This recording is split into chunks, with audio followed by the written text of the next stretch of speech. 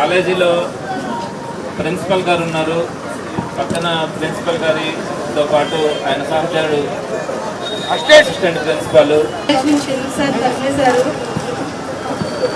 అమ్మ, ఫీజులు కట్టకుండా మేము చదివించాలంటే మీ పిల్లలకి ఎలా సాధ్యం అవుతుంది? మేము కాలేజ్ నడపాలా, జీతాలు ఇవ్వాలా, ఎలా సాధ్యం? మీ అబ్బాయిని తీసుకుని ఇంటికి వెళ్ళిపోండి అమ్మా, మా వల్ల కాదు. ఫీజు రీయింబర్స్మెంట్ ఉంది కదా సార్? ఫీజు రీయింబర్స్మెంట్ ఏమన్నా రాజశేఖర రెడ్డి గారు గవర్నమెంట్ లో అప్పుడు ఆయన ఫీజు రీయింబర్స్మెంట్ పెడితే లక్షలాది మంది ఇంజనీర్లు అయ్యారు. అలా జగన్మోహన్ రెడ్డి గారు వచ్చిన తర్వాత దాన్ని కంటిన్యూ చేసి అందరు ఇంజనీర్లు అయ్యి కాలేజీలకు ఫీజు రీయింబర్స్మెంట్ చేస్తుంటే చదువుకుంటున్నారు. ఇప్పుడు మాకే జీతాలు లాగా మేము పెట్టాలి, ఎంతమంది అవసరమా? కదమ్మా, జీతాలు మేమే జీతాలు ఇవ్వలేకపోతున్నాం. ఫీజులు మీరు చెల్లిస్తే మేము పిల్లకాయలు చదివిస్తాం, ఫీజులు కూడా కట్టించి మన ఉద్యోగస్తులు వాళ్ళకి కూడా జీతాలు ఇవ్వగలం. సార్ మా పెద్ద బాబు చదువుతూ ఉన్నాడు సార్, నిరుద్యోగ వృత్తి అయినా వస్తుంది సార్, దాంతోనే చదివించుకుంటాం సార్ మేము.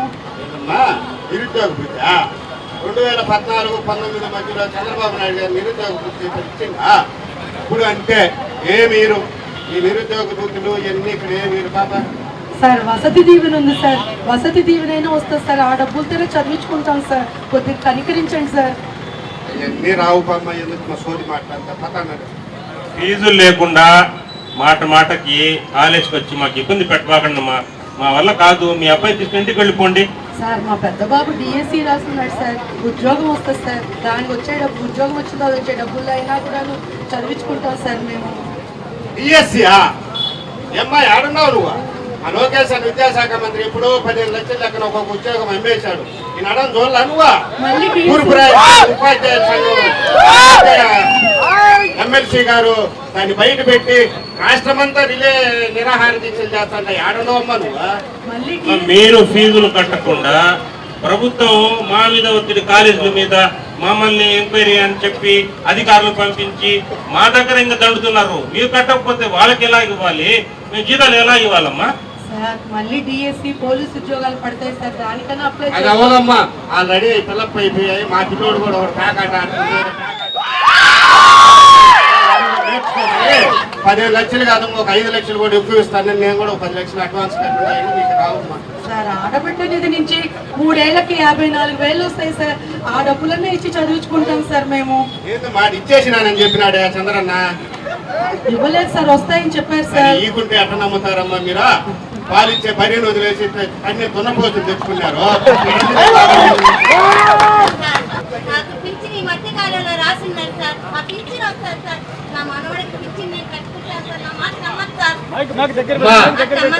అమ్మా, నీకు పింఛన్ ఇవ్వడానికి జగన్మోహన్ రెడ్డి గారి గవర్నమెంట్ కాదు.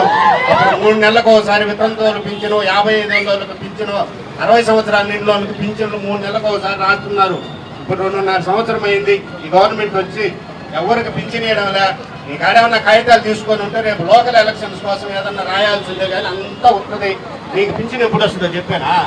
చచ్చిపోయినాక పింఛను ఇప్పుడు వరకు వస్తుంది. మీరు ఎందుకమ్మా మమ్మల్ని ఊరకు తలకాయ తింటారు? అమ్మా, ఫీజులు చెల్లించకుండా మీరు మీ పిల్లకాయలు చదివించాలంటే మా వల్ల కాదు. దయచేసి మాట వచ్చి మా సుధాయించబాకండి. వినండి, మీరు మా కొడుకులిద్దరే మా ఇంటికి ఆశాజ్యోతులు, వాళ్ళిద్దరిని కష్టపడి నిత్యం మేము కష్టం చేసుకుంటూ ఆ కూలీ డబ్బులతో ఇద్దరిని చదివించుకొని మా కుటుంబాన్ని పైకి తీసుకొస్తారని ఎంతో ఆశపడ్డాను. ఆ జగన్మోహన్ రెడ్డి గారి పుణ్యాన ఎంతోమంది చదువుకొని ఉద్యోగాలు తెచ్చుకున్నారు.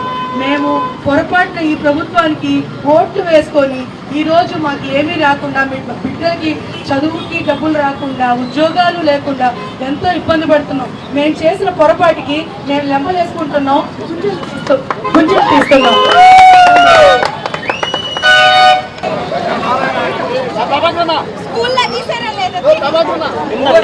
నెల్లూరు నగర నియోజకవర్గంలో రిలే నిరాహార దీక్షలు 2వ రోజు కూడా కొనసాగాయి. అందరూ కూడా చాలా ఉత్సాహంగా ఉదయం నుంచి ఇప్పటిదాకా కూడా రిలే నిరాహార దీక్షలో పాల్గొనడం, వారి యొక్క నిరసనని ఈ సమాజానికి, ఈ ప్రభుత్వానికి తెలియజేసే క్రమంలో అందరూ కూడా చక్కగా నాయకులు, కార్యకర్తలు కానీ అదేవిధంగా విద్యార్థులు, యువత, నిరుద్యోగులు వీరందరూ కూడా ఈరోజు వచ్చి పార్టిసిపేట్ చేసి సంఘీభావం తెలియచేయడం చాలా సంతోషం అనిపించింది. ప్రధానంగా మీరు చూడండి, ఫీజు రియంబర్స్మెంట్ ఇవ్వకుండా వసతి దీవెన ఒక్క రూపాయి కూడా ఒక్క విద్యార్థికి ఇవ్వకుండా, నిరుద్యోగ భృతి 30 లక్షల మందికి 3,000 లెక్కన ఇస్తామని ఒక్కరికి కూడా ఒక్క రూపాయి ఇవ్వకుండా, అలానే మహిళలకు ఆడబిడ్డ నిధి ఒక్కరికి కూడా ఒక్క రూపాయి ఇవ్వకుండా, అంతకుముందు ఉన్నటువంటి ఉద్యోగాలు జగన్మోహన్ రెడ్డి గారి ప్రభుత్వం పూర్తయ్యేటప్పటికి 11 లక్షల చిల్లర ఉద్యోగాలు ఉంటే ఈరోజు ప్రభుత్వ ఉద్యోగాలు కేవలం 9 లక్షల చిల్లర, 10 లక్షల కంటే తక్కువగా ఉన్నాయి. అంటే కొత్త ఉద్యోగాలు ఇవ్వాల్సింది పోయి ఉన్న వాళ్ళని అనేక రంగాలలో తొలగించడం కూడా జరిగింది. ఇలాంటి దయనీయమైన పరిస్థితిలో ఈరోజు మనం ఉన్నాం. టీచర్ ఉద్యోగాలకు సంబంధించి అత్యున్నత చదువులు చదివి ఉండాలి. బిఎడ్, డిఎడ్ లాంటివి కానీ, టెట్ లాంటి ట్రైనింగ్ కానీ, డిఎస్సీలు రాసి అందరూ కూడా క్వాలిఫై కావాలి.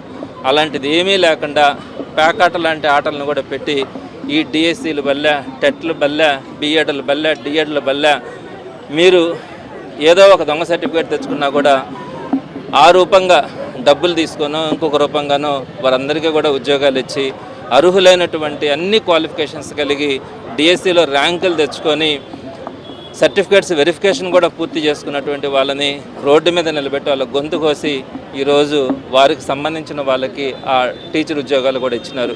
పోలీసు ఉద్యోగాల్లో కూడా అందరూ ఎక్స్పెక్ట్ చేస్తున్నారు చాలా పారదర్శకంగా సుమారుగా 10,000కు పైగా ఉద్యోగాలు ఉన్నాయి, ఫిలప్ చేస్తారని.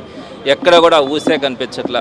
మరి ఇలాంటి పరిస్థితుల్లో ఈరోజు యువత కానీ, నిరుద్యోగులు కానీ, అదేవిధంగా విద్యార్థులు కానీ, మహిళలు కానీ వారందరూ కూడా ఉత్సాహంగా ఈరోజు నెల్లూరు నగర నియోజకవర్గంలో జరిగినటువంటి నిరసన కార్యక్రమంలో పాల్గొనడం వారందరినీ కూడా మనస్ఫూర్తిగా అభినందిస్తున్నాను. మీ అందరి గొంతుకుగా వైసీపీ పోరాడుతుంది, మీకోసం ఎప్పుడు కూడా అండగా ఉంటుంది.